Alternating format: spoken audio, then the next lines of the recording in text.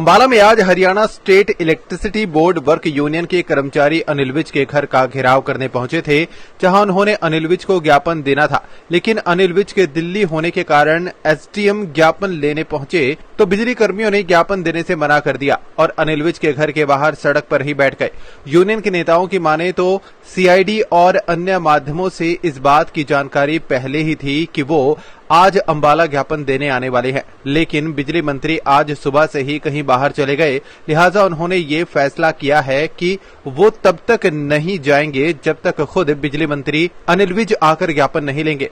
Union के नेताओं ने कहा कि हमने अपना मांग पत्र पहले ही दे रखा है, जिसमें हमारे मुख्य मांग ये है कि हमारा जोखिम भरा काम होने के कारण हमें जोखिम भत्ता मिलना चाहिए। बिजली बोर्ड में ऑनलाइन ट्रांसफर पॉलिसी बंद हो, डीसी रेट पर लगे कर्मियों की तनख्वाह 9 साल से नहीं बढ़ी, उन्हें एरियर सहित बढ़ी हुई तनख्वाह का पैसा मिलना चाहिए। मीडिया से बातचीत करते हुए यूनियन के नेताओं ने साफ कर दिया कि वो सब मिलकर अपना फैसला लेंगे, लेकिन अगर बिजली मंत्री नहीं आएंगे तो वो यहीं बैठकर उनका इंतजार करेंगे।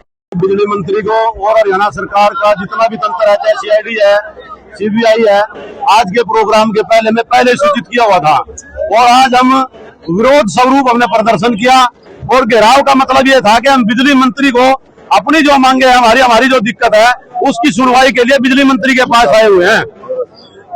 और बिजली मंत्री जी सुबह से हमने सुना है कि वो गायब है। ये बिजली मंत्री का परिवार है जो बिजली बोर्ड का कर्मचारी है, और अगर बिजली मंत्री नहीं आता, शॉर्ट में करना चाहते हैं तो बिजली बोर्ड का कर्मचारी यहाँ से नहीं जाएगा। जब तक बिजली मंत्री हमारी बात को सुनने के लिए हमारे बीच में नहीं आएंगे, बिजली बोर्ड का कर्मचारी यहाँ से कहीं भी नहीं जाएगा। 14 सूत्रीय मांग पत्र हमने दिया हुआ है, लेकिन सबसे मेन डिमांड हमारी आज की तारीख में यह है कि हमारा जोखिम भरा काम है बिजली बोर्ड के अंदर, हमारा जोखिम भत्ता मिलना चाहिए, रिस्क अलाउंस जिसको हम कहते हैं। हमारी ऑनलाइन ट्रांसफर पॉलिसी है, हमारा टेक्निकल विभाग है, जिसमें अगर हम एक व्यक्ति को दूसरे स्थान पर भेज दें तो उसका एक्सीडेंट हो जाता है, एक्सीडेंट रेशो है। हम कहते हैं कि बिजली बोर्ड में ऑनलाइन ट्रांसफर पॉलिसी नहीं होनी चाहिए।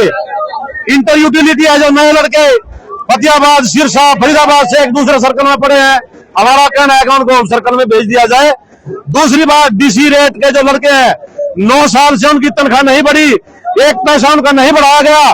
डीसी रेट के साथियों को उनका एरियर समेत उनकी तनख्वाह बढ़ाई जाए, उनको समान वेतन दिया जाए। सुप्रीम कोर्ट के आदेश भी है कि किसी कच्चे कर्मचारी से पक्के कर्मचारी से कम आप वेतन नहीं दे सकते। मंत्री जी देखिए, अगर बिजली मंत्री जी नहीं मिलते तो हम बैठ करके अपना फैसला लेंगे, लेकिन फिलहाल हमारा यही फैसला है कि जब तक बिजली मंत्री नहीं आएंगे तब तक हम यहीं पे बैठ कर बिजली मंत्री का इंतजार करेंगे।